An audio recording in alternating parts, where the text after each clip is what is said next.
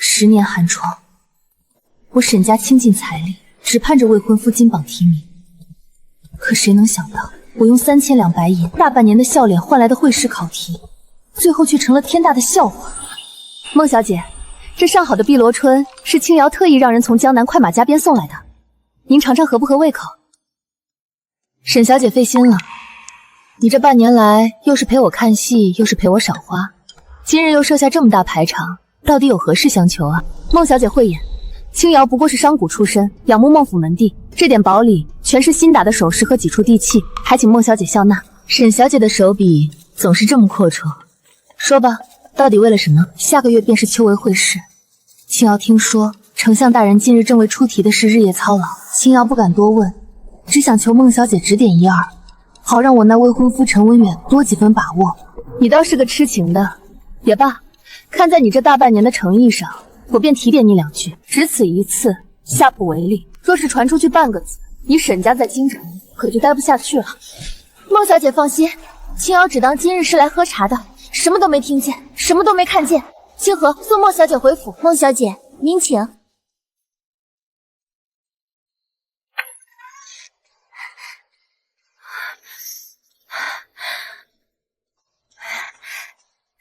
小姐，您这半年的辛苦总算没白费，这3000两银子花的值啊！只要文远能金榜题名，区区3000两算什么？清河，去把我准备好的那套上好文房4宝拿来，连同这张纸，我亲自送去陈家。奴婢这就去。陈公子要是看到这份大礼，肯定高兴的跳起来。他苦读这么多年，有了这考题，状元之位绝对是囊中之物了。10年了，沈家资助他10年，我也等了他10年。终于要熬出头了。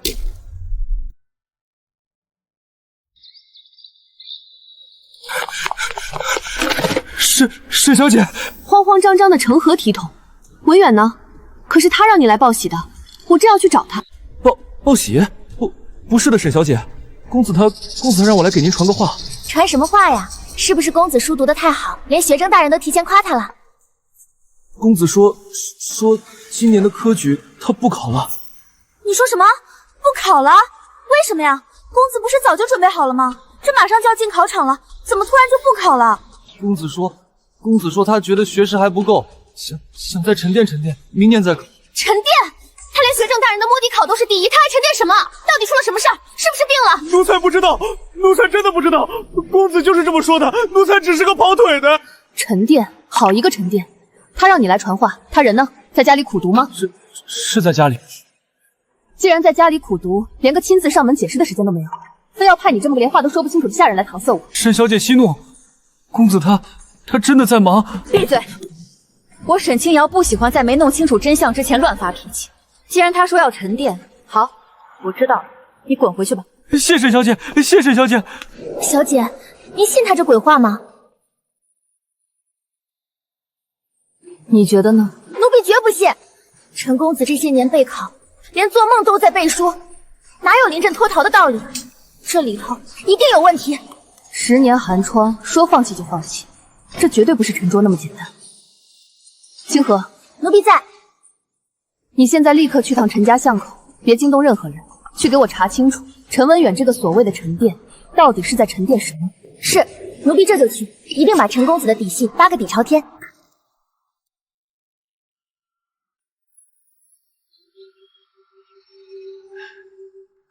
夕颜妹妹，今日日头毒，你身子本来就弱，怎么跑院子里来了？快，咱们进屋吧。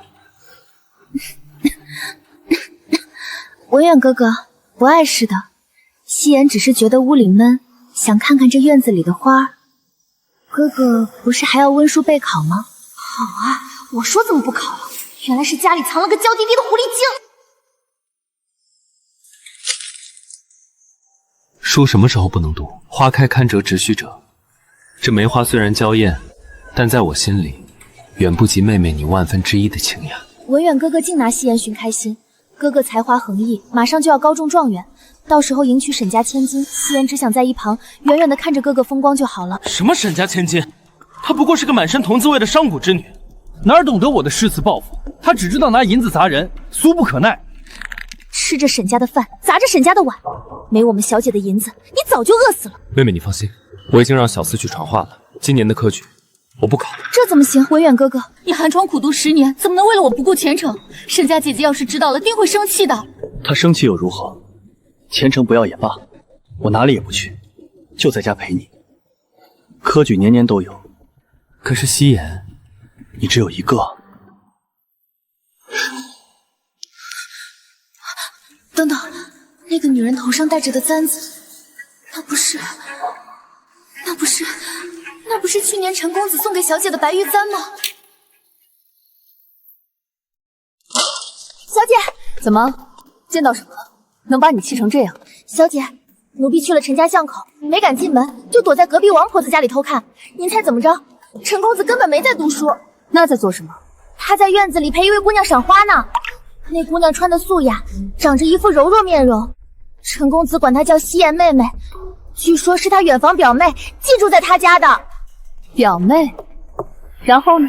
然后陈公子折了一枝红梅，亲手插在她头上。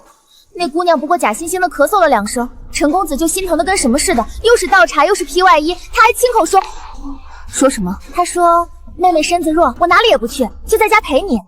他说科举每年都有，你却只有一个。那女的还假装说别耽误前程，陈公子居然说前程不要也罢，只想守着她。小姐，你怎么还笑得出来？陈公子为了那个女的连科举都不考了，你还有心思笑？不然你哭一场也好啊。我哭？我为什么要哭？我笑她蠢，为了一个女人放弃10年寒窗，这不是痴情，是糊涂。奴婢是替您委屈啊，您这些年为了她费了多少心思。上个月您特意去丞相府陪孟小姐赏花，送了3000两的首饰珠宝，好不容易才换来这考题范围，结果她倒好，在这儿陪别的姑娘玩乐。比起考题，我更在意的是别的。清河，你仔细看清楚了，两人举止当真如此亲密？对了，小姐，还有更过分的，那姑娘头上戴的簪子，奴婢瞧着眼熟，仔细一想，不就是去年陈公子送您的白玉簪子吗？您还宝贝的跟什么似的，原来根本不止1根。他说家传的仅有1根，原来是骗您的。他拿沈家的钱买了2根簪子。家传唯一，好一个家传唯一！小姐，那您打算怎么办？这考题先留着，说不定将来有用。他都不考了，这3000两买来的大礼，他陈文远不配。都说商贾之女重利，可一旦看清了人渣，我沈清瑶断了。不光是其命，还有你的命脉。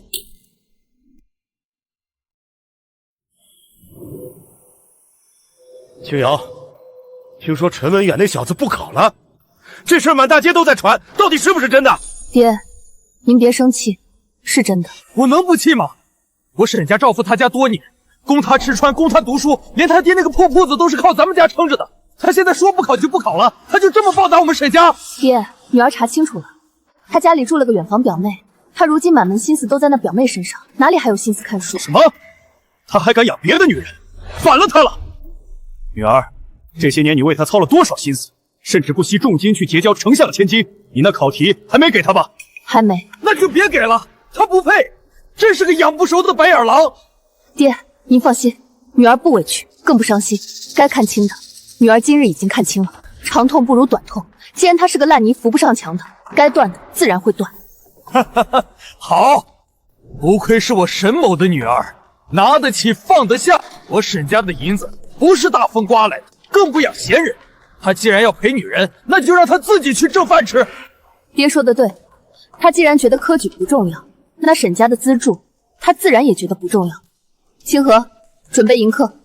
迎客？迎谁？他儿子闹出这么大的动静，他老娘肯定坐不住。算算时间，也该到了。陈婶子，您怎么亲自来了？有什么话打发个下人来说就是了。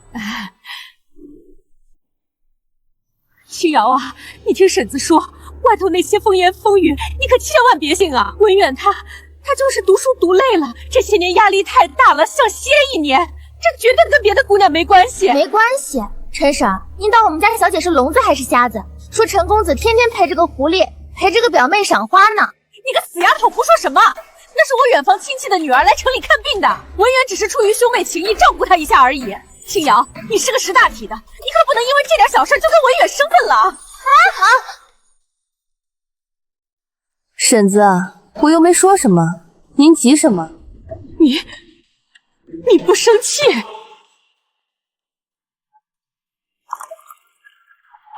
腿长在文远身上，脑子长在他头上。他既然不想考了，想歇着，那就歇着好了。难道我还能拿根绳子把他绑到贡院去不成？你真这么想？你就不怪文远辜负了你这大半年的奔波？人各有志，强求不来。婶子喝茶吧，这茶凉了就不好喝了。青瑶啊，那下个月的束修和书本费，你看？好啊，合着您今天上门不是来赔罪的，是来要钱的。陈公子都不考了，还有什么书本费？你个贱婢懂什么？文远虽然今年不考，但他在家也要温书啊，名师的指点哪能断？沈家既然认准了文远这个女婿，出点钱怎么了？等文远将来中了状元，你们沈家还不是要跟着沾光？清河，退下。主子说话没有你插嘴的份儿。是，婶子，清河脾气急，您别见怪。不过他有句话没说错，文远既然要沉淀，想必是不需要名师指点的。这银子的事儿，咱们改日再议。今日我府上还有一堆账本要对，就不留婶子用饭了。那你先忙。青瑶啊，你放心，我回去一定好好说文远，让他早点来给你赔不是。来给我赔不是，只怕他现在正忙着给他的西瑶妹妹画眉呢。小姐，陈家这摆明了是想空手套白狼啊！人不想考，钱还想要。您真不去陈家看看那个狐狸精长什么样？去，当然要去。这就对了，咱们带上10几个家丁去把他们家砸了。砸什么砸？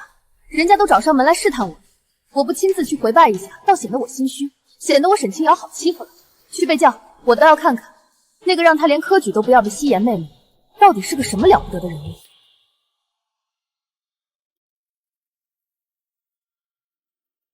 这不是沈家的千金吗？他怎么亲自来了？平时不都是陈文远这神父请安的吗？你还不知道吧？陈文远放出话来，今年不考了。听说家里藏了个娇滴滴的表妹呢。这沈家千金怕是来兴师问罪的。陈文远也是胆子肥，吃着沈家的软饭，还敢背着沈家偷腥，这下有好戏看了。小姐，奴婢来叫门。不用敲。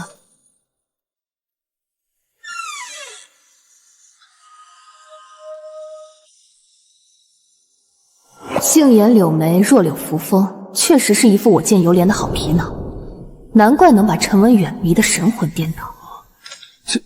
青瑶，你怎么来了？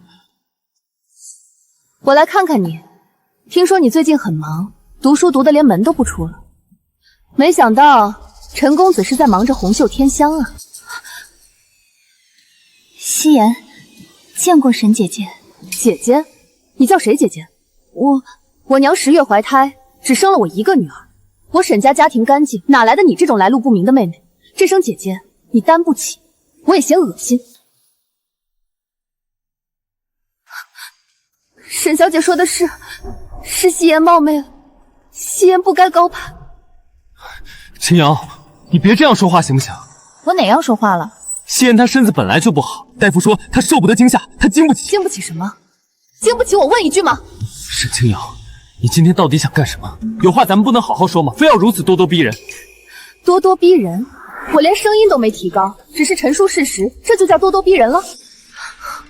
你想知道我想干什么？好，我问你，陈文远，我是你名正言顺的未婚妻，你为了在院子里陪别的女人，连科举都不考了。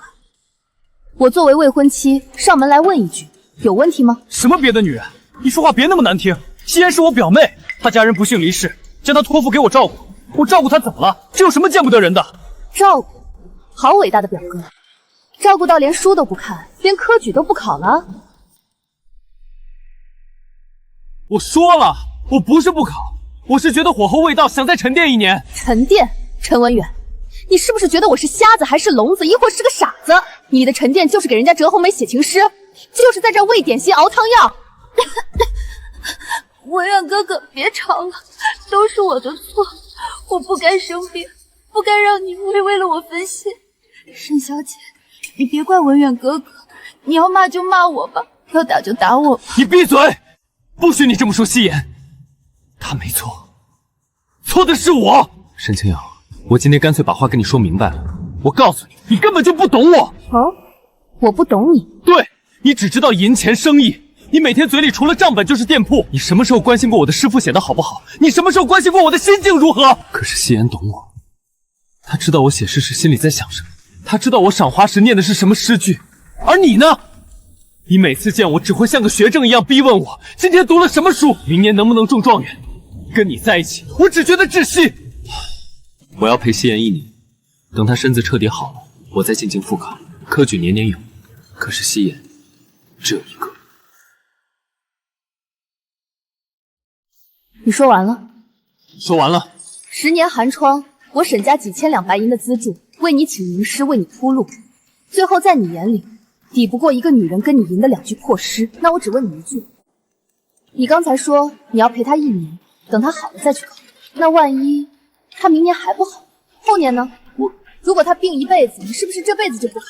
就靠着我沈家的银子，养着你们这对神仙眷侣，在这悲秋伤春啊！文渊哥哥，沈小姐说的对，是我拖累了你，你别管我了，让我去死吧！你恶毒，你说的不对，夕颜一定会好的，我不许你咒她。陈文远，我不跟你吵，跟一个连是非轻重都分不清的蠢货争论，只会拉低我沈清瑶的身价。对了，有句话我得提醒你，我沈家的银子不养闲人，更不养白眼狼。你说什么？我说，既然你不考了，我沈家也没必要再当这个冤大头。从今天起，每月送来的银两资助，以及请名师授册的束婚费用，一概停了。沈清瑶，你敢？你陪你的夕颜妹妹去谈风月，我管我的银子去赚铜奏，咱们各不相干。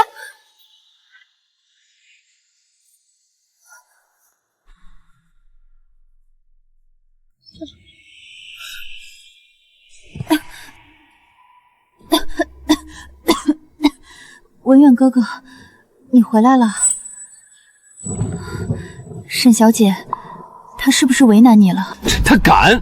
她一个商贾之女，还敢为难我堂堂读书人，说我不要她了。都怪我这不争气的身子。文远哥哥，家里的药好像没有了，明日是不是该去药铺抓药了？明日再说，今日天色已晚，药铺都关门了。可是我们手头的银子够吗？之前沈家每月都会送来20两的月例，还有给夕颜的10两汤药费。如今沈小姐停了资助，我们够了，别再提沈家，也别再他的臭钱。文远哥哥，我不是那个意思，我只是担心你的前程。没有银子，你怎么买笔墨纸砚？怎么温习功课？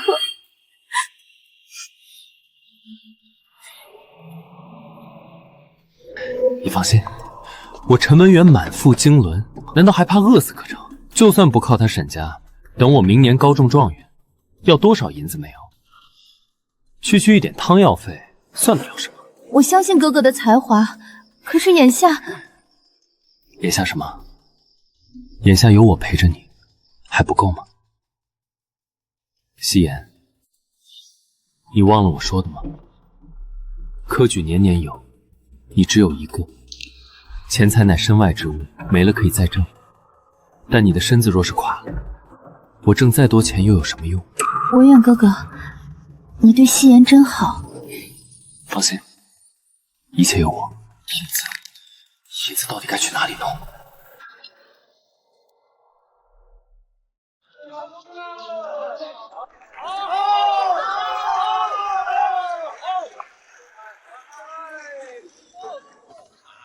哎，你听说了吗？城南沈家那位千金跟陈家的那个穷书生掰了，早就该掰了。我跟你说，这事儿啊，明摆着就是沈家嫌贫爱富。那陈公子多有才华呀，学政大人都夸过的。人家不就是想沉淀1年再考吗？沈家倒好，立刻就翻脸不认人，把人家的资助全给断了。我听说的版本可跟你不一样。我听说啊，是那陈文远忘恩负义，沈家供他吃供他喝10几年，结果他倒好，在家里金屋藏娇，为了个狐狸精，连功名都不要了。你们说的都不全对。我亲戚就住陈家巷口，亲眼看见了。那陈文远为了个病秧子表妹，当着沈小姐的面说出“科举年年有，戏言只有一个”的话。这叫什么？这就叫软饭硬吃，端起碗吃饭，放下碗骂娘。你胡说八道些什么？哟，这不是陈大才子吗？怎么，我说到你的痛处了？我与夕颜妹妹清清白白，乃是君子之交。我放弃科考，是为求学问精进，岂容你这等市井小人在此污蔑我的名声？就是，陈公子是有大抱负的人，你们懂什么？大抱负？什么大抱负？花着未婚妻家的钱去养别的女人的大抱负吗？陈公子，你要真有骨气，就别拿沈家一文钱啊！可我怎么听说您连给红颜心急买药的钱都拿不出来了？就是没钱了还在这儿喝茶呢，赶紧回家想想办法，怎么把你那娇滴滴的表妹喂饱吧！你们恕子不足与谋。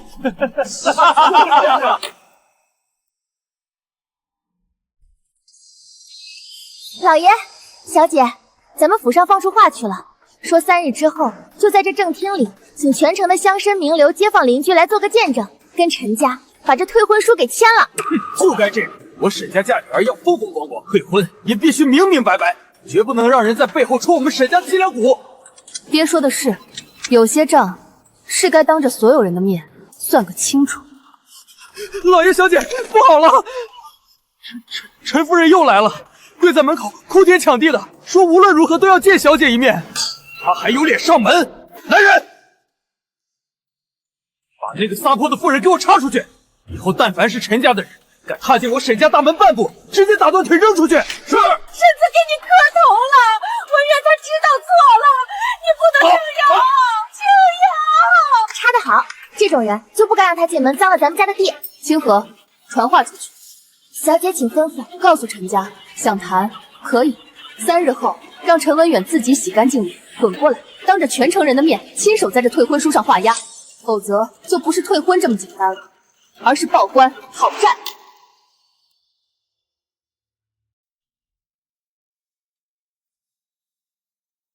文远哥哥，吃点东西吧。你今天在茶楼受了委屈，我知道你心里难受，可人是铁，饭是钢，你不能不顾自己的身子啊。不吃，吃什么吃？他们说的对，我就是个废物，一个连给你买药的钱都拿不出来的废物。哥哥，你别这么说自己，在我心里，你是天底下最有才华的男子。那些市井小人，他们懂什么诗词歌赋？他们只认得孔方兄。可他们说的没错，我现在身无分文，连累你也跟着我受苦。夕颜，是我没有。沈家坚决要退婚，还让你当着全城人的面画押。他竟然要如此羞辱我，当着全城人的面。文远哥哥，这或许不是羞辱。不是羞辱是什么？你想啊，沈小姐是什么人？她那么骄傲，她让你去，或许正是给你一个台阶下。你若是不去，岂不是坐实了心虚理亏？你若是去了，昂首挺胸、堂堂正正的签了这退婚书，反倒显得你有骨气、有担当。有骨气？对，你就要告诉所有人，不是他沈清瑶抛弃你，而是你陈文远不屑与商贾之女为伍。你要让他知道，没了他，你照样能金榜题名。文远哥哥，去吧，为了你的尊严，也为了我们的将来。你说的对，夕颜，你说的太对了。我这就去找出我最体面的一件青衫。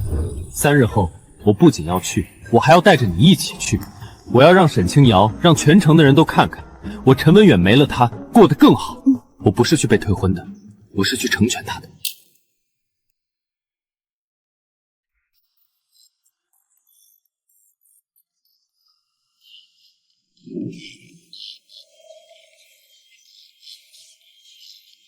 沈清瑶，你费尽心机搞出这么大的阵仗，不就是想退婚吗？不必如此，我陈文远不是死缠烂打之人，你要退婚，我成全你。嘿，这小子还挺横啊！装的呗，你看他旁边那女的，一脸狐媚相。那就画押吧。画就画。文远哥哥，别这样。沈小姐她他也有他的难处。难处？他有什么难处？他不就是嫌弃我今年不考，觉得我没用，给不了他状元夫人的名头了吗？夕颜，你说的对，我陈文远一身才华，从不需要仰人鼻息。离了他沈家这棵梧桐树，我自有我的青云路。好了，从今往后，我陈文远与你沈家一刀两断，恩断义绝。慢着，怎么，沈大小姐这么快就后悔了？也是，像我这般有才学的潜力股，放眼全城也找不出第二个。你现在后悔还来得及。不过我陈文远可不是你想扔就扔、想捡就捡的物件，覆水难收，这个道理想必沈大小姐比我更懂吧？文远哥哥，别这么说，沈小姐或许只是一时冲动，我们还是快走吧，别让沈小姐为难了。看吧，我就说沈家小姐舍不得。这陈文远虽然人品不咋地，但那张脸和满肚子的才学还是挺虎的。舍不得又如何？这婚书都签了，还能撕了不成？陈公子想多了，我沈清瑶做生意讲究的是货款两清，做人也一样。婚约既已解除，有些账自然也要算个清楚。我只是不想让你走不明不白。账？我们之间还有什么账好算？当然有账要算。我沈家养了你10年，供你吃穿，为你延请名师，这些难道不是账吗？沈伯父，此言差矣。当初你我两家定下婚约，沈家资助我读书，这并非施舍，而是一场投资。如今你们单方面撤资，难道还要我赔偿损失不成？天下哪有这样的道理？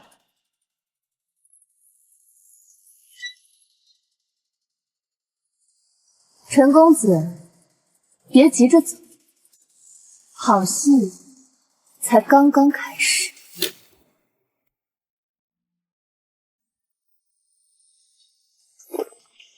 沈清瑶，你这是什么意思？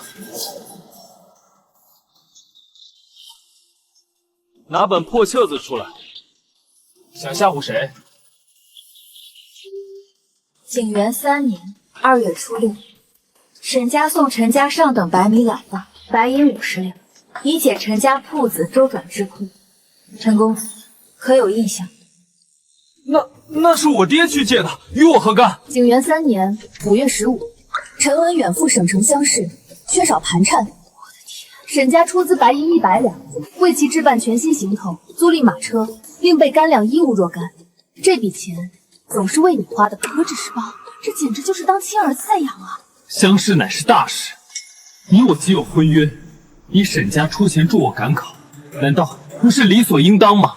景元4年正月初8，陈文远欲拜当代大儒王夫子为师，却拿不出拜师礼。沈家备纹银300两，另附百年山参1支，极品鹿茸1对，代为奉上。陈公子，若没有这300两和名贵药材，你怕是连王夫子的门都进不去。你景元4年8月，沈家托名师周先生专为陈公子一人讲学，且获修200个，由沈家一力承担。陈公子，你告诉我，哪家的未婚妻会为你做到这一点？你居然把这些都记了下来，沈清瑶，你心机好深。不是我心机深，而是我沈家做生意向来账不对人也是一样。我只是没想到，我记下的是恩情，而在你眼里却全是算计。陈文远，你不是说我沈家是在投资吗？好啊，那今天我就让你这个投资品睁大眼睛看清楚，我沈家这10年来在你的身上究竟下了多大的血本。景元5年，你嫌书房笔墨不够好，沈家送来徽墨、湖笔、宣纸价值80两。景元6年，你说与同窗交际需要应酬，沈家每月暗中补贴你50两酒水钱。景元7年，你母亲生病，沈家送去名贵药材无数，折银不下500两。真是闻所未闻，沈家这真是仁至义尽了。养个白眼狼，真是养了个白眼狼啊！够了，别念了。你念这些到底想做什么？不做什么，只是想告诉你，这本账册清清楚楚地记录了这10年来我沈家资助你的每一笔钱财，零零总总，不多不少，合计白银3700两。3700两，怎么会这么多？怎么，你以为你的风花雪月、你的诗词歌赋都是大风刮来的吗？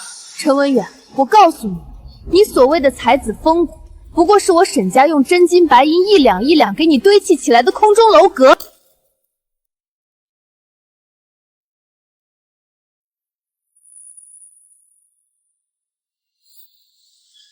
你这是污蔑，公狗白牙，谁信你？这账本是你自己写的，你想写多少就写多少。死到临头还嘴硬。清河，陈公子，你睁大你的眼睛看清楚，这里是你每次手头紧写给我家小姐的借条，白纸黑字，上面还有你的亲笔签名和手印。还有这些，是你每次在酒楼呼朋唤友、宴请同窗记在我沈家账上的账单，每一笔都有你的画押。怎么，字迹要不要我请个先生来，当着大家的面给你对一对啊？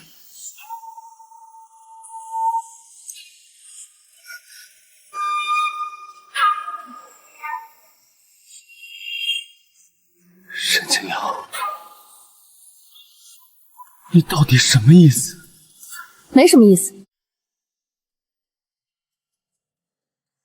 只是外头有些风言风语，说我沈家嫌贫爱富，仗势欺人，说我沈清瑶逼婚不成就要毁人前程。我这个人什么都吃，就是最受不得冤枉，所以今天索性就把这些年的旧事旧账全都拿出来，摆在台面上，让各位乡邻长者大伙儿都来评评这个理。评理？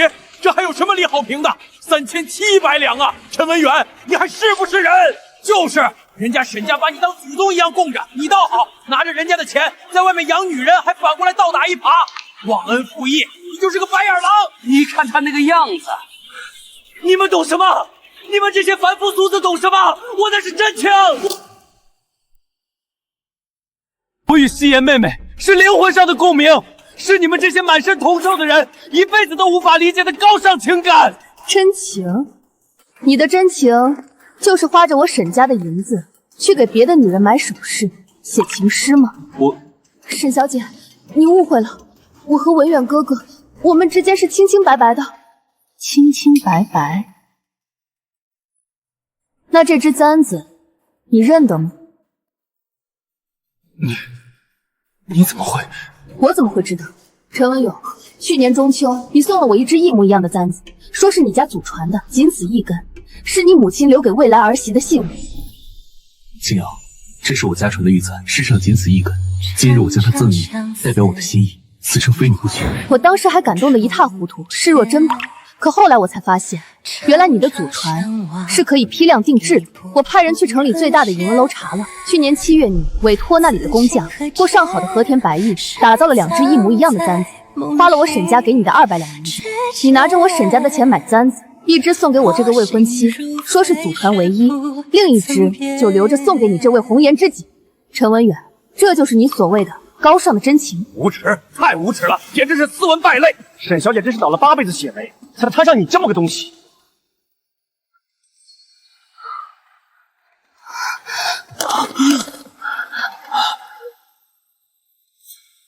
送客。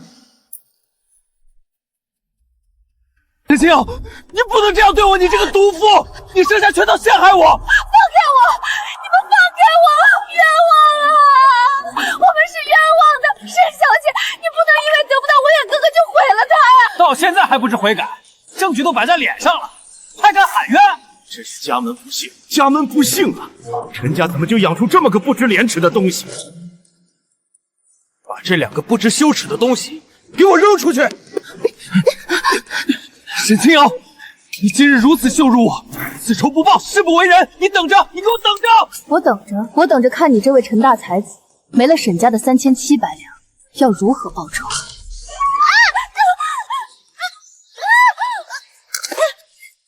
小姐，您看见他们刚才那副狼狈样了吗？真是大快人心。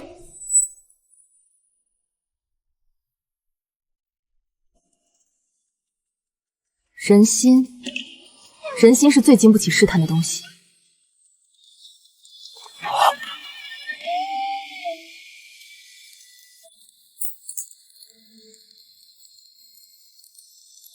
我沈家的东西，就算是毁了，也绝不留给肮脏之人。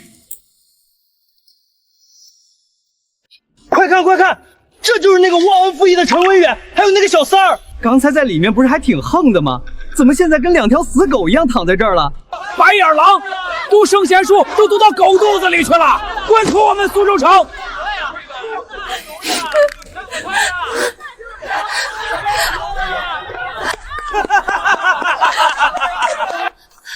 远哥哥，他们怎么可以这样对我们？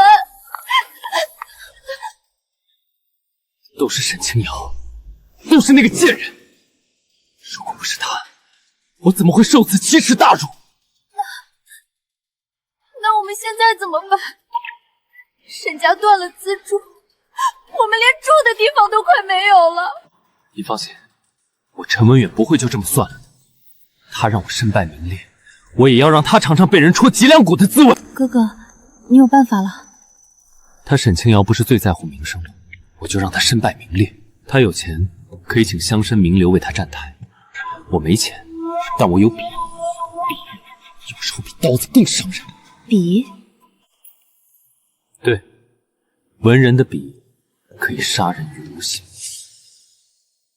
夕颜，你等着，我很快就会为我们讨回公道。文远哥哥，我们已经3天没吃过一顿饱饭了，再这样下去，我怕我撑不住了。哭，就知道哭，哭能当饭吃吗？我正在想办法，你能不能别在这给我添乱？我添乱？陈文远，要不是为了你，我怎么会落到今天这个地态？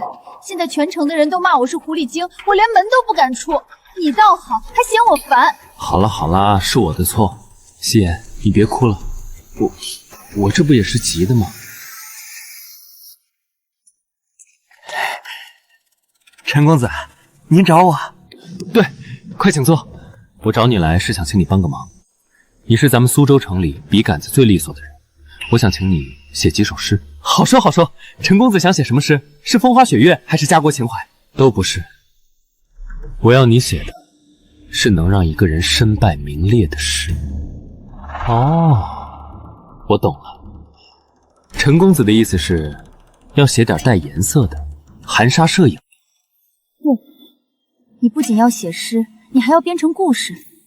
就说那沈家千金，表面上温婉贤淑，实际上水性杨花，因为逼婚不成就恼羞成怒，设计陷害一个无辜的可怜才子。没错，就这么写。什么富家千金妻书生，逼婚不成毁前程，什么商贾之女心机深，可怜才子被欺辱。你怎么恶毒怎么写，写好了就给我贴满全城的大街小巷。陈公子，柳姑娘放心，这事儿小人最在行，保证不出3天，就让那沈家小姐的名声比茅坑里的石头还臭。商贾之女心机深，可怜才子被欺辱。这写的是谁啊？你还不知道？说的就是沈家那位大小姐和陈文远啊！现在说书号都编成段子了，说沈小姐求爱不成就用钱砸人，把陈公子给逼得家破人亡。哦，我说呢，我就觉得那陈公子看起来文质彬彬的，不像是坏人，原来背后还有这种内情啊！你们胡说八道，我家小姐不是那样的人，分明是那个陈文远忘恩负义，杨小三在写。沈家的丫鬟啊，你当然向着你家主子说话了，我们呀就信我们看到的。哼，我看啊，他就是个。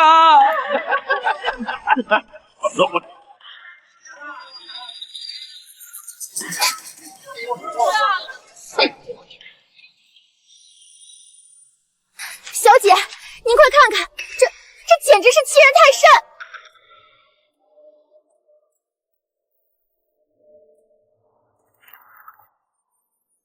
这是谁干的？除了陈文远和那个柳夕颜，还能有谁？肯定是他们干的。小姐，奴婢气不过，把看到的都给撕了。傻丫头，你撕了这一张，他们明天就会贴上10张，嘴长在别人身上，你是堵不住的。那怎么办啊？难道就任由他们这么污蔑您吗？现在外面传的越来越难听了。我沈清瑶从不做口舌之争。他们以为用几手破尸就能毁了我，太天真了。清河，你去把上次公堂上的所有证据，包括那本账册、借条，还有这些造谣的诗词，全都整理好。小姐，你要这些做什么？他们不是喜欢玩笔杆子吗？那我就让他们见识见识什么是真正的律法。与其私诗，不如私人。既然他们自己要往绝路上走，那我就送他们一程。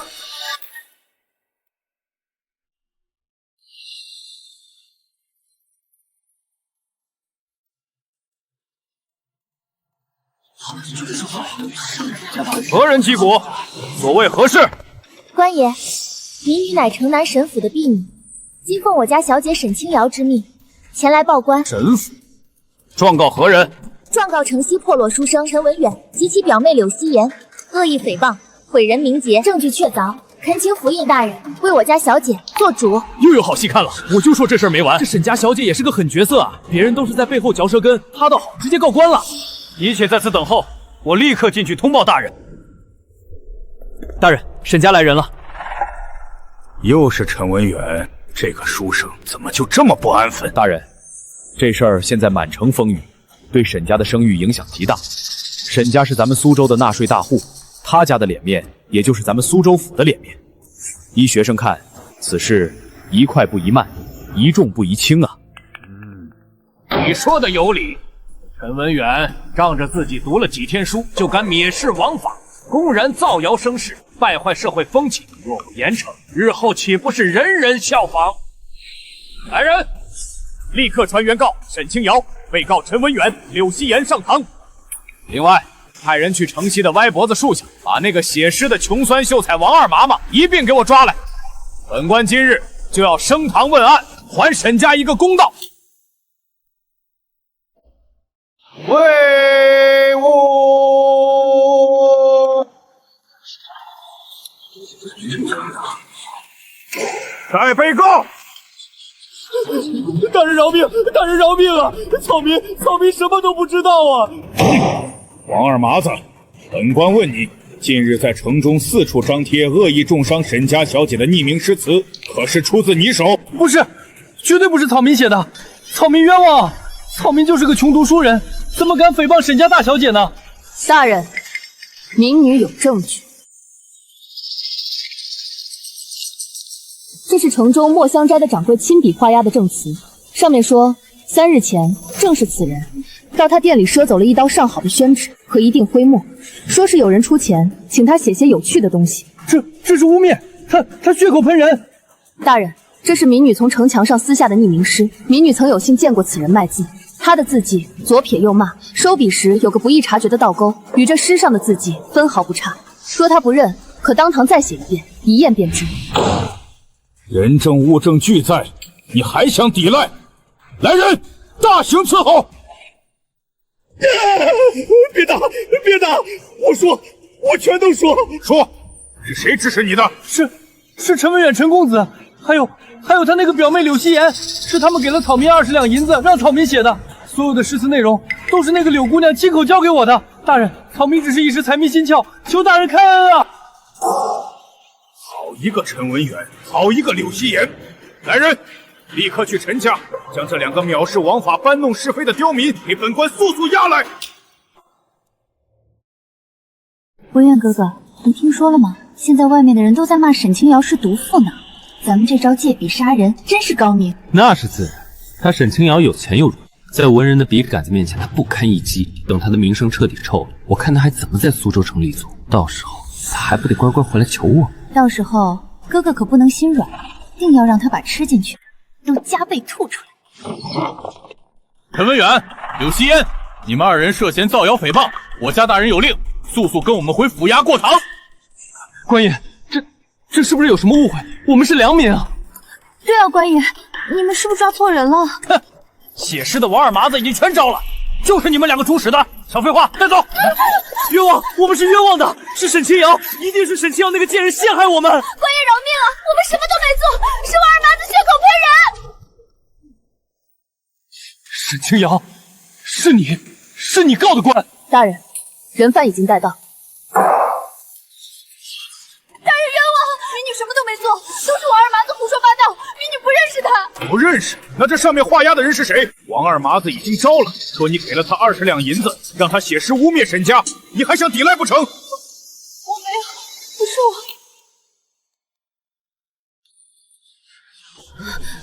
大人，真的不是民女。民女一个弱女子，哪有钱去雇人写诗？那20两银子，民女连见都没见过。哦，这么说，是王二麻子在说谎了？对，就是他在说谎，他一定是受了别人的指使，故意来陷害民女的。大人明察呀！大人，草民有话要说。大人，夕颜她不是故意的，就算这事儿真是她做的，那也只是一时糊涂。她一个弱女子，被人退了婚，心里委屈，这才犯下错事。求大人看在她无心之失的份上，从轻发落吧。草民愿替她受过。大人，你别听他胡说，不是夕颜一时糊涂。你告诉他们，告诉在场的所有人，这一切根本就不是我做的，是你让我做的。夕颜，你说什么？文远哥哥，事到如今，你为什么还要隐瞒？你为什么要把所有的罪责都推到一个弱女子身上？我什么时候推卸责任了？我不是在为你求情吗？大人，就是他，就是陈文远指使我的。他说沈家欺人太甚，当众羞辱他，让他颜面尽失。他说咽不下这口气，要给沈家一点教训看看。他说让我去找人写诗，把沈清瑶的名声搞臭。文远哥哥，这些话是不是你亲口对我说的？你胡说八道！我什么时候让你去写诗了？我只是说……你说什么？你是不是还给了我20两银子，让我去找王二麻子？文远哥哥，你可不能做了事就不承认啊！你不能眼睁睁的看着我一个人替你顶罪啊！你不能不管我啊！这反转也太快了吧！这书生也太恶毒，居然指使一个弱女子去做这种事。什么弱女子？我看这女的也不是什么好东西，大难临头就反咬一口，活该！真是一丘之貉。你血口喷人！刘夕颜，我没想到你是这种人。我什么时候给过你银子？你没给，那这20两银子是哪里来的？明明就是你给我的，你为什么不承认？难道在你心里，你的名声就比我的性命还重要吗？我没有。夕颜，你为什么要污蔑我？我一心一意为你，你为什么要害我？你为什么要污蔑我？你为什么要害我？你还狡辩！我没有，明明就是你！肃静！公堂之上，岂容尔等在此撒泼狡辩？王二麻子，本官再问你一遍，那20两银子究竟是何人交到你手上的？你看清楚了再说。若是有一句假话，本官先将你重打50大板。回大人，是这位姑娘，是她亲自把银子交给草民的。当时陈公子并不在场。大人，您听见了？不是我，真的不是我，是他，是这个毒妇在诬陷我。不是我，他撒谎，他肯定是被沈清瑶给收买了。大人，他们合起伙来陷害我。大人，民女有一言。讲。据民女所知，陈文远与柳夕颜2人自被沈家断了资质后，便已身无分文，穷困潦倒。那收买王二麻子的20两银子究竟从何而来？此事颇为蹊跷。沈小姐说的有理，柳夕颜，本官问你，你一个寄人篱下的孤女，那20两银子究竟从何而来？你若不如实招来，休怪本官对你动用大刑。看来你们2人是一个也脱不了干系，一个主谋，一个帮凶，狼狈为奸，罪加一等。来人！陈文远、柳夕颜捏造事实，恶意诽谤，罪证确凿，判杖20，冤枉！即刻行刑。大人，我冤枉啊！饶命啊！大人饶命啊！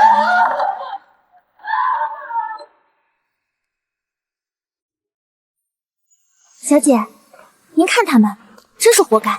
现在全城都知道他们是什么货色了。走吧，这里没什么好看的。您刚才为什么不上去跟陈公子说句话，或者骂他2句也好啊？他刚才在工厂上那副样子，真是气死我了。说什么？去问问他后不后悔啊，让他知道背叛您的下场。清河，你记住了，对付这种人，最狠的报复不是打他，也不是骂他，而是彻底的无视，让他知道他在我眼里连个屁都算不上。至于后悔，他现在或许会后悔，但他的后悔不是因为对不起我，而是因为失去了沈家这棵可以让他乘凉的大树。这种廉价的悔意，我沈清瑶不稀罕。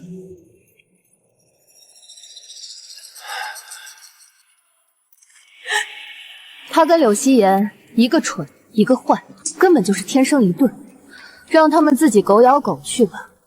我们还有更重要的事情要做。回府通知账房，从今天起收回所有与陈家铺子有关的货源。既然恩断义绝，那生意上自然也该一刀两断。奴婢明白，这就叫釜底抽薪。我的儿啊，你怎么就这么命苦啊？这沈家丫头也太狠心了，她怎么能把你告上公堂，让你挨这顿板子呀？你还有脸说？还不都是这个逆子自己作的？现在好了，脸都丢尽了，我们陈家的祖宗18代都跟着你一起蒙羞。不怪我，是柳希言，是他害我的，是他在公堂上诬陷我。陈文远，你血口喷人，明明是你自己要去报复沈家，现在出了事，倒把责任全推到我一个弱女子身上，你还是不是男人？我不是男人，要不是为了你，我会被沈清瑶退婚吗？要不是为了你，我会落到今天这个地步吗？你这个扫把星！好啊你，现在嫌我是扫把星了？当初是谁对着我说科举年年有你只有一个的？是谁说要为了我连前程都不要的？现在挨了顿板子，就翻脸不认人了？老爷，不好了，出大事了！慌什么？天塌下来了不成？天没塌，可咱们家的铺子快塌了。刚才沈家的管家亲自上门了。他来做什么？是不是沈丫头心软了？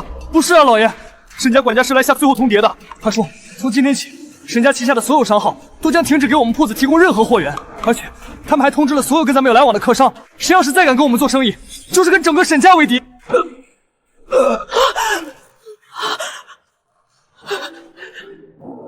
完了，这是要赶尽杀绝啊！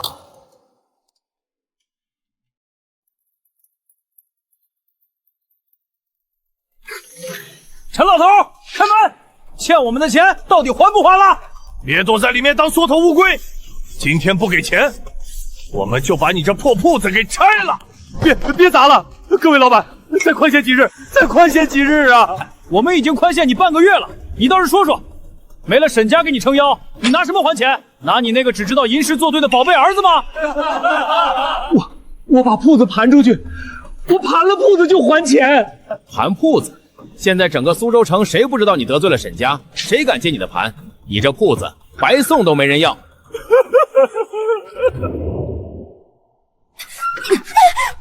这是我娘给我留的，你凭什么吃？我饿，我已经2天没吃东西了，你让给我又怎么了？你这个逆子，逆子啊！你打我做什么？做什么？我们的铺子没了，家没了，全都没了。现在债主堵在门口，你娘急火攻心，一病不起，连抓药的钱都没有。你倒好，还有心思在这为了块破糕点跟个女人吵架。你知不知道，我们家完了，全都是因为你，因为你这个有眼无珠的蠢货。你现在满意了？为了这么个女人，你把沈家得罪死了，把我们全家都推进了火坑，你满意了？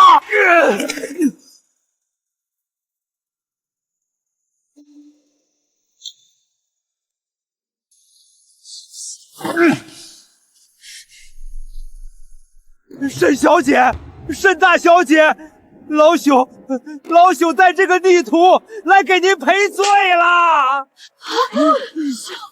你这个逆子，睁开你的狗眼看看，这就是沈家，那个被你伤透了心，还要被你污蔑的沈家。你知不知道，咱家那个破铺子这些年是怎么开下去的吗？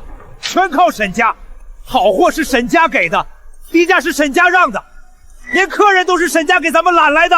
你以为是爹有本事吗？都不是，全都是看在沈小姐的面子上。爹，您说什么？你这个蠢货，现在才知道，沈家供你读书，供你吃喝，连家都替你撑着，就盼着你中个状元，能风风光光的娶他们家小姐。你倒好，为了个狐狸精把婚退了，把人得罪了，现在铺子没了，你娘在病床上等死，你满意了？我不知道，我真的不知道。你不知道的事儿多了，你天天就知道吟诗作对，跟那个狐狸精赏花游湖，什么时候关心过家里的事儿？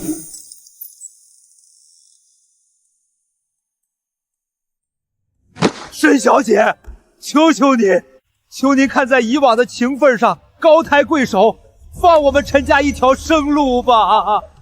借点银子，借点银子给他娘看看病。沈小姐，求求您了，借点银子吧。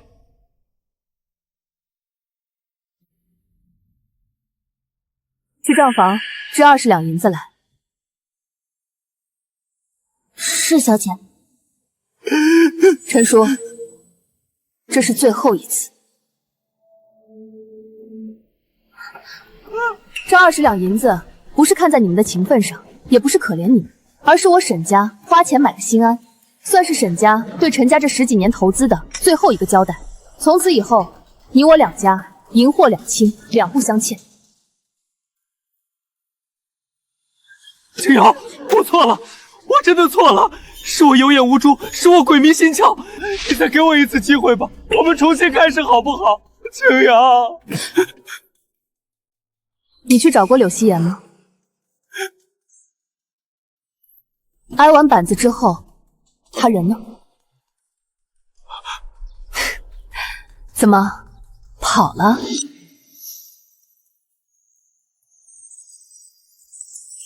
你为了他放弃科举，放弃婚约，得罪我沈家，落得个人人喊打的下场。现在他跑了，你一无所有了，就又回来找我了。陈文远，你把我当什么了？青瑶，是我蠢，是我瞎了眼。你是蠢，可我不蠢。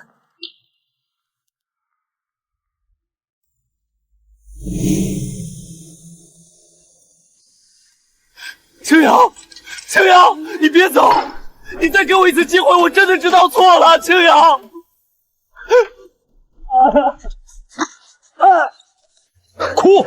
哭有什么用？早知今日，何必当初？活该，真是活该！放着好好的金龟婿不当，非要去捡路边的野鸡。现在好了吧，鸡飞蛋打。陈文远，别哭了，赶紧去找你的夕颜妹妹啊！人家不是你的唯一吗？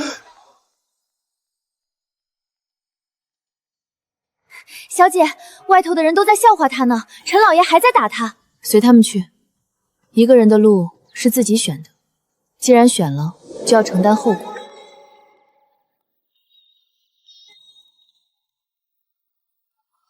小姐，您刚才给了他们10两银子，真的只是为了买个心安吗？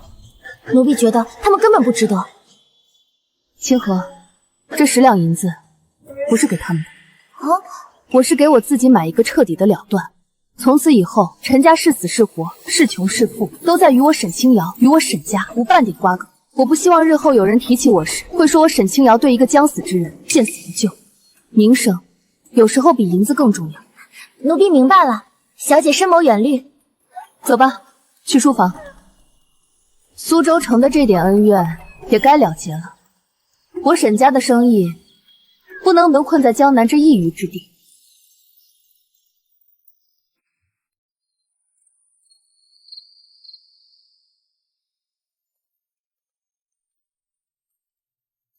青瑶，这么晚了还不睡，又在看这些生意上的事。爹，您怎么来了？我睡不着，今天门口闹的那一出，爹心里也堵得慌。女儿啊，是爹当初看走了眼，给你定了这么一门亲事，让你受了这么多委屈。爹，这不怪您，是我自己识人不清。再说，现在不是已经看清了吗？及时止损，总好过泥足深陷。这件事就让它过去吧。爹知道你是个坚强的孩子，可退婚毕竟不是小事，爹怕你心里憋着，把自己逼得太紧了。你看你最近天天熬夜看账本，人都瘦了一圈。爹，我不是在逼自己，我是真的有了一个新的想法。哦，说来听听。您看，我们沈家的丝绸和茶叶在江南一带虽然已经做得很大了，但再往上空间有限。可北方不同，尤其是河州一带，那里是通往西域的要塞，茶马贸易极为繁盛。若是我们能打开那里的市场，将江南的丝茶运过去，再将北地的良马皮货运回来，这一来一回，利润何止翻倍？想法是好，可北方路途遥远，人生地不熟，而且听说那边的商帮极为排外。你一个女儿家，亲自过去，你也不放心呀。爹，您忘了，我早就不只是一个女儿家了，我是沈家的生意人。这世道，女子不靠婚约立足，就只能靠自己。我不拼，能行吗？罢了罢了，儿大不由爹。既然你已经决定了，爹支持你。需要多少人手，多少银子，你尽管开口。谢谢爹。去吧，我沈家的女儿到哪里都不能被人小瞧了。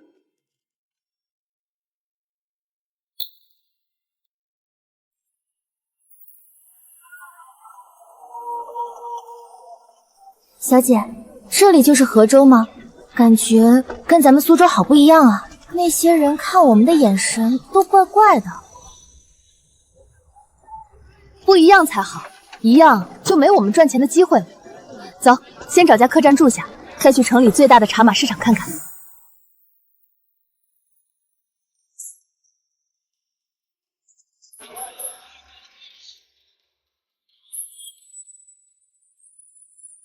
好画，这画风大气磅礴，意境深远，绝非凡品。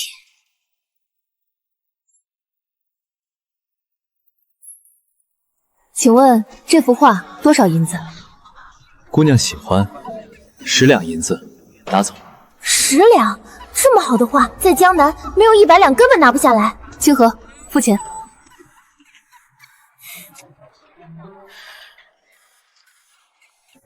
我买下了。敢问先生，可还有别的画作？姑娘好眼光，不过这摊上剩下的都是些不值钱的玩意儿了，入不了姑娘的法眼。姑娘若是真喜欢，改日在下画一幅更好的送你便是。那倒不必，先生客气了。我叫沈清瑶，是南边来的客商，初到河州，想跟先生打听一下此地的情况，不知可否方便？沈姑娘请讲，在下在此地摆摊多年，对河州还算熟悉。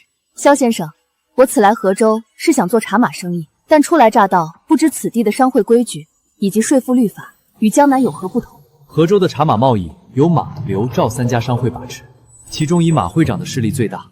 官府税赋分3等，丝绸茶叶税最高，皮货粮草次之，寻常杂货最低。姑娘若是想在此地立足，首先要过的就是马会长那一关。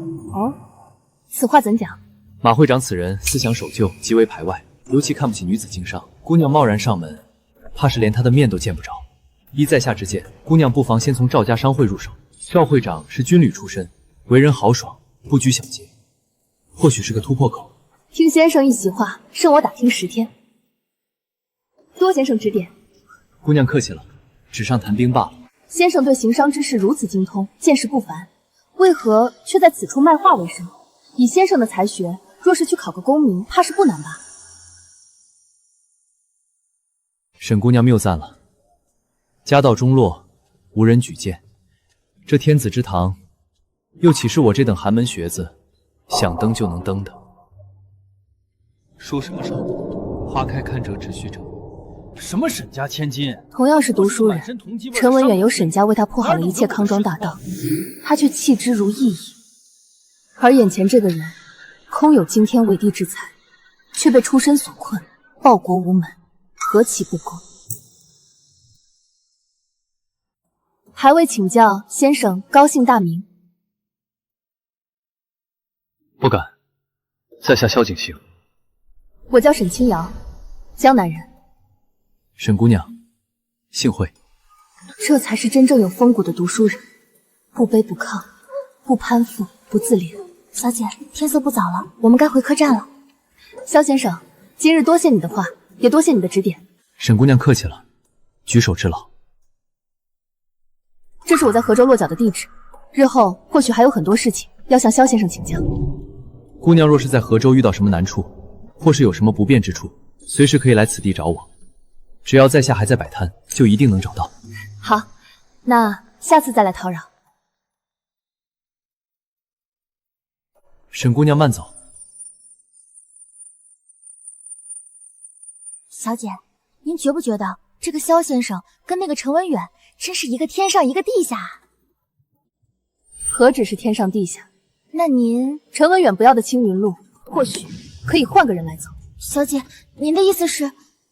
我沈清瑶的投资绝不会有第二次失败。走，回客栈，我要好好计划一下，如何才能将这块被埋在泥沙里的璞玉给挖出来。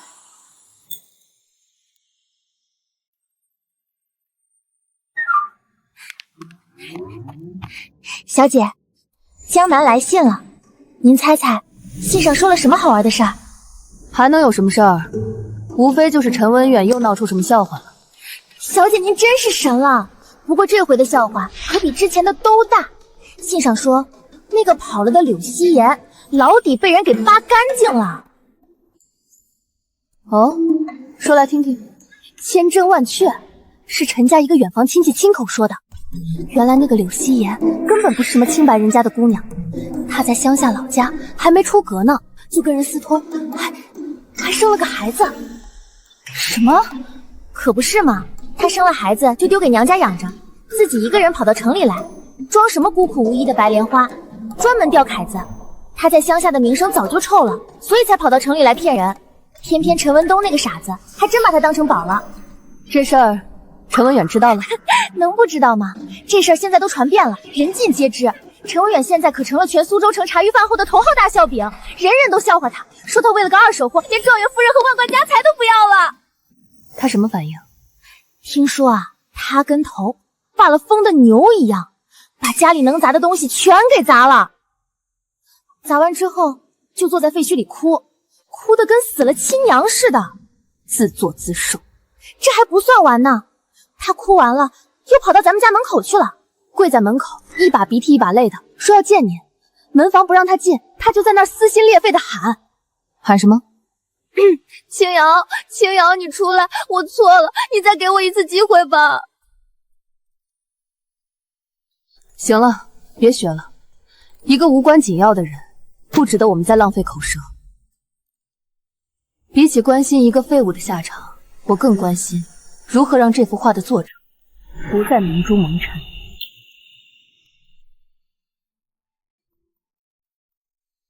马会长，这是我们沈家商号拟定的初步合作意向，我们愿意以低于市价1成的价格，为您商会旗下的所有绸缎庄提供最上等的江南丝绸。沈小姐啊，不是老夫不通透，只是这生意场上的事儿，打打杀杀，尔虞我诈，实在不是你们女儿家该掺和的。马会长此言差矣，这世上的事只分想做和不想做，能做和不能做，何曾有过男女之分？沈小姐还是太年轻啊，自古以来就是男主外女主内。你一个尚未出阁的姑娘，不在闺房里学学女红绣绣花，反而抛头露面跑到这千里之外来跑生意，这要是传出去，岂不是让人笑话？对你自己的名声不好。马会长，我们今天谈的是生意，是互惠互利的合作。我想，这与我的性别和名声并无关系，只要我们能为彼此带来利润，这才是最重要的，不是吗？话不投机半句多，沈小姐，你是个聪明人，应该明白老朽的意思。我们河州商会有我们河州商会的规矩，这件事儿我看还是算了吧。管事，送客。是会长。沈小姐，请吧。既然如此，那便是轻徭叨扰。马会长又见面了，别来无恙啊。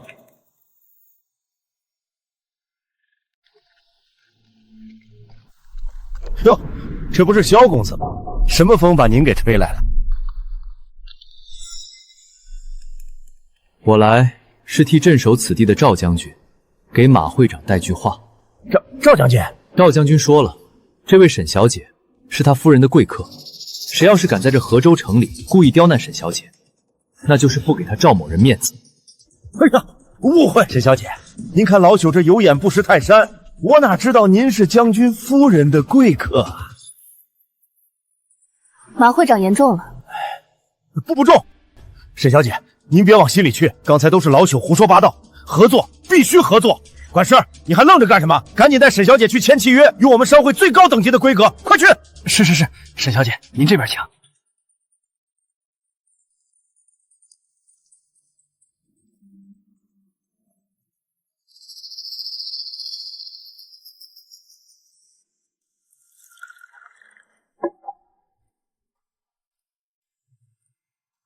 马会长，生意是这么谈的吗？不是，是老朽糊涂了，多谢萧公子提点，啊！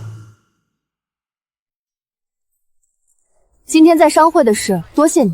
不过赵将军的那封信是你编的吧？我曾有幸教过赵将军的公子几天书法。哦，赵将军为人不错，临走时写了封信给我，说若是在河州遇到麻烦，可以拿信找他。那信上真是那么写的？说我是他夫人的贵客？那倒不是。那原话是什么？臭小子，别在河州给老子惹麻烦！你可真行，一句话让你这么一润会，意思全变了。我可没撒谎，我只是稍微润化了一下。怎么理解那是马会长自己的事，他心里有鬼，自然就想多了。萧先生，你走南闯北这么多年，见过的风景肯定不少吧？你最喜欢哪里的风景？是江南的小桥流水，还是漠北的广袤无垠？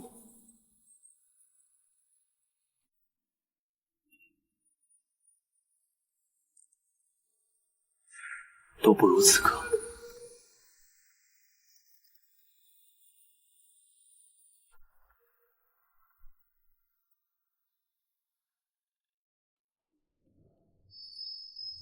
沈姑娘，今天怎么有空过来？生意上的事儿都还顺利吗？托你的福，一切顺利。我今天来不是为生意，是为你。为我？景行，恕我直言，你有惊天伟地之才，有洞察世事之心，实在不应该被埋没在这市井之间，靠卖画为生。沈姑娘的意思我明白，只是时运不济，非人力可强求。不，时运有时候是可以创造的。我沈家虽非官宦世家，但在江南尚有人脉。我已修书一封给我父亲，让他为你寻一位德高望重的作师，为你科举铺路。只要有这位作师举荐，你便能扫清障碍，堂堂正正地走进考场。沈姑娘，你是想让我走科举的路？是，我不希望你的才华就此埋没。然后呢？等你助我功成名就，我便成了你沈家的人，日后为你沈家的生意保驾护航。沈姑娘，这笔投资你算得很精明。萧景行，你把我当成什么人了？我帮你不是投资，也不是施舍，我只是单纯的认为，一个有才华的人不该被所谓的出身和门第所束缚。我不过是帮你扫清那些本就不该存在的障碍罢了。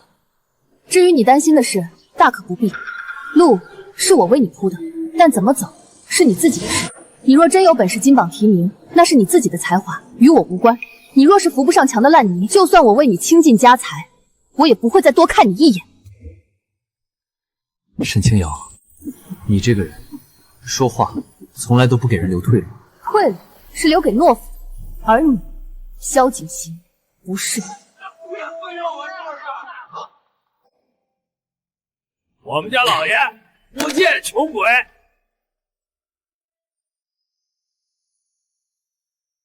好，这份恩情，萧景行记下了。这不是恩情，这是你应得的机会。若我将来真的高中了，等你高中了再说。现在想这些为时过早。眼下你最该做的是收拾行囊，尽快启程南下。会事在即，时间不等人。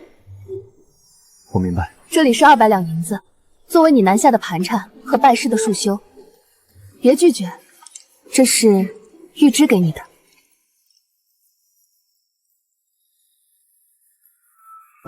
这笔钱算我借的，他日定当加倍奉还。好，我等着。沈姑娘，一路顺风。这幅画是在下连夜赶制的，不成敬意，聊表谢意。你呢？何时启程？明日一早。多谢姑娘关心。萧先生此去前途似锦，待到金榜题名时，可别忘了在河州城还有一个曾经花10两银子买过你画的俗气女商贾。你不是俗气商贾，你是我萧景行的知己。陈文远曾经说的知己，是建立在背叛和索取之上，而萧景行的知己，是建立在尊重和懂得之上。青瑶，若我此次能高中，我便回来娶你。那若你不中呢？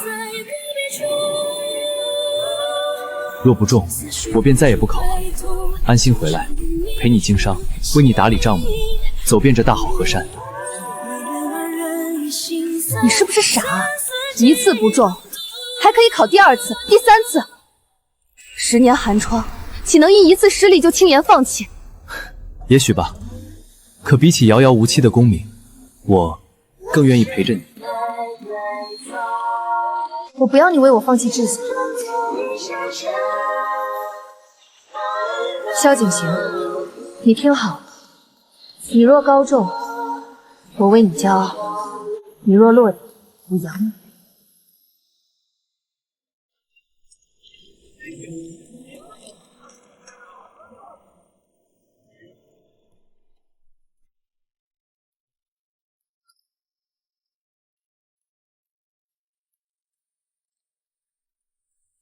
小姐，您又在看这幅画了？奴婢都看您看了100遍了。好看，自然要多看。小姐，您说萧公子他这次能中吗？一定能。您就这么信他？科举考试千军万马过独木桥，可不是那么容易的。万一……没有万一。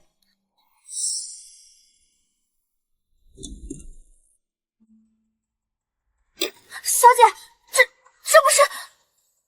陈文远不配用的东西，不代表他就没了用处。景行，我近日读《礼记》，对其中民本思想颇有些感悟。若以此为题，不知你如何破题？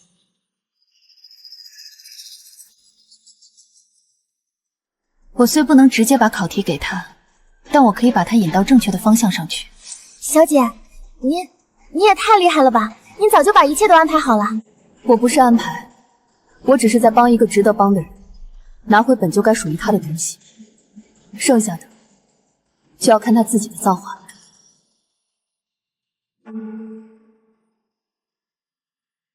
萧景行，你可千万别让我失望啊！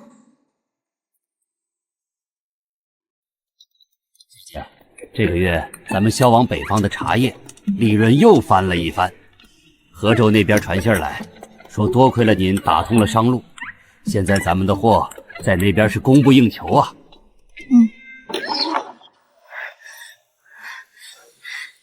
小姐，中了！真的，小姐您快看，京城800里加急送来的信，萧公子不是萧状元，萧公子他天时地利，是皇上钦点的状元郎啊！小姐，还有呢，还有更厉害的呢！还有什么？信上说，殿上皇上见萧公子一表人才，才华横溢，龙颜大悦，当场就要为他指婚，把公主嫁给他呢。您猜，萧公子怎么说的？啊？怎么说的？他说：“启禀陛下，微臣已有心上人，乃江南商贾沈氏，此生非他不娶。”此生非他不娶。好啊！萧状元真是有情有义的真汉子，不负小姐一片苦心啊！小姐，您别哭啊，这可是天大的喜事，您知道吗？谁也没想到，一个新科状元郎竟然会为了一个商贾之女公然拒绝皇上的恩典，那可是公主啊！然后呢？皇上没有生气吗？没有，信上说皇上听完之后，非但没有生气，反而龙颜大悦。皇上当场就大笑着说：“好一个有情有义的状元郎，朕欣赏。既然如此，朕便做个顺水人情。”皇上说什么了？皇上当场就下了赐婚圣旨，小姐是赐婚正旨啊！800里加急，现在估计已经快到咱们苏州城了。萧景行，你这个你这个傻子！小姐，您就要做状元夫人了，还是皇上亲口赐婚的状元夫人，这可是天底下独一份的荣耀啊！小姐，快回府！宫里来人了，是传旨的公公带着圣旨到咱们家门口了。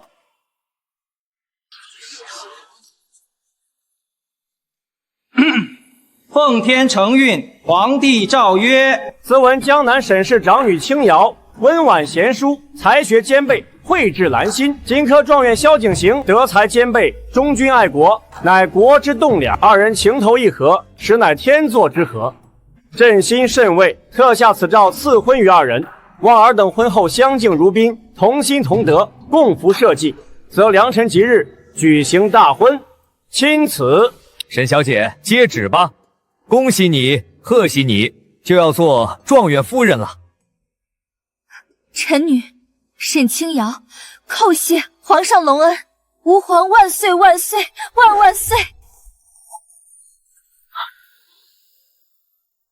有劳公公远道而来，一点薄礼，不成敬意，还望公公笑纳。沈老爷客气了，咱家还要赶回去复命，就不多留了。日后状元郎回乡省亲，咱家再来叨扰。公公慢走。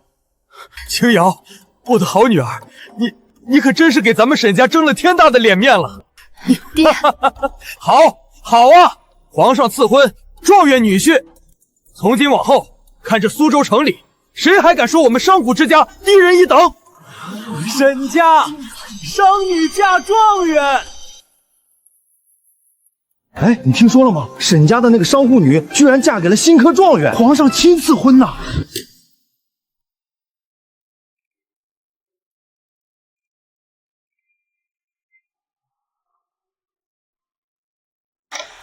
哎，你们听说了吗？今天城里最大的新闻，沈家大小姐被皇上赐婚给新科状元了。能没听说吗？现在满城都在说这事儿呢。听说那状元郎为了娶沈家小姐，连公主都给拒了，真是有情有义啊！可不是嘛，这沈小姐也是好福气。之前跟了那个陈文远，真是倒了8辈子血霉。现在好了，一脚踹了那个白眼狼，转头就嫁了状元郎，这命啊，真是没法比哟。这不是咱们苏州城曾经的大才子陈公子吗？怎么躲在这儿喝闷酒呢？人家沈小姐的夫婿现在是当朝状元了。陈公子，你呢？你现在还是个连饭都吃不饱的穷酸秀才吧？你们胡说些什么？我们胡说？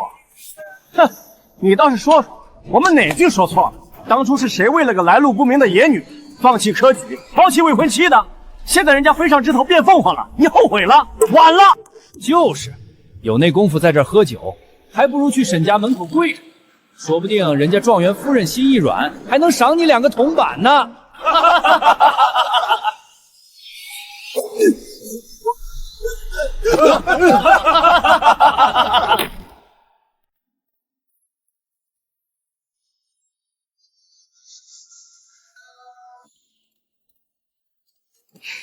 小姐，您看，现在大家看您的眼神都跟以前不一样了。有什么不一样的？以前啊，他们虽然也敬着您，但那是因为咱们家有钱。现在可不一样了，现在是敬畏。您可是未来的状元夫人，是皇上亲口赐婚的，谁敢不敬着您？我不需要他们的敬畏，我只希望我嫁的人是我真心喜欢，也真心喜欢我的人，这就够了。知道啦，您和萧状元是天造地设的一对。哎呦，这不是未来的状元夫人吗？给您请安了。是啊，是啊，沈小姐真是好福气啊！我们家那狗子说了，您这不叫嫁人，这叫强强联手。以后沈家的生意怕是要做到京城去喽。各位婶子说笑了。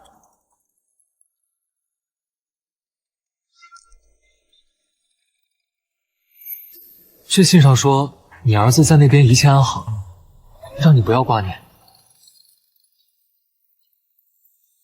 区区乡试，何足挂齿？我陈文远的目标乃是金殿之上的状元红袍。真是晦气，怎么在这儿碰上他了？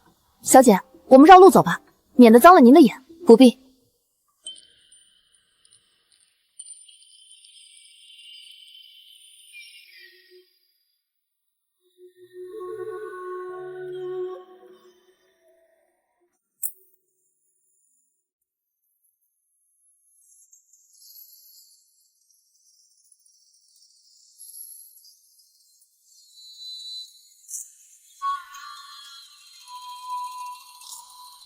快看快看，状元公来了！我的天，这人比画上还俊俏。状元公与沈家小姐真是郎才女貌，天生一对啊！小姐，您听见了吗？外面的人都在夸您和状元郎是天生一对呢。就你话多。什么天生一对？一个商贾之女能嫁给当朝状元，还不是因为家里有几个臭钱？真是攀了天大的高枝了。这位兄台，你错了，不是他高攀了我，是我萧景行高攀了他。在我还是一个穷困潦倒、报国无门的寒门书生时，是他慧眼识珠，不计回报地资助我；在我最落魄、最无助的时候，是他给了我尊重和希望。我今日所得的一切荣耀，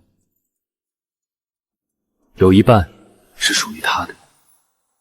能娶到她，是我萧景行三生有幸。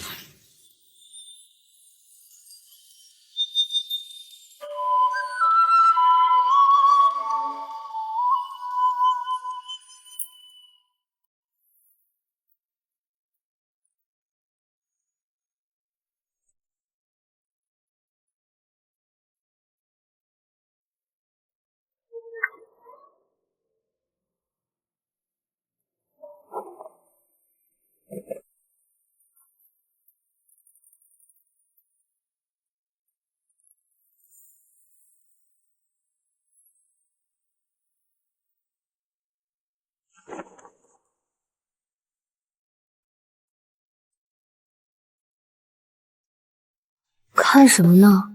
不认识了。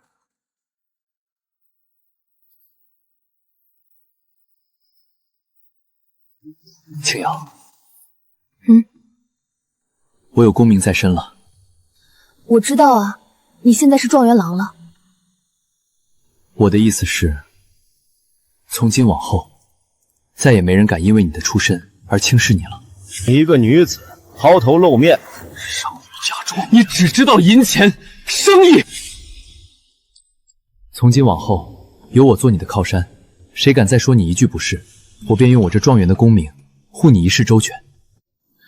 我从来都不怕被人轻视，我只怕看错人。那你现在看对了吗？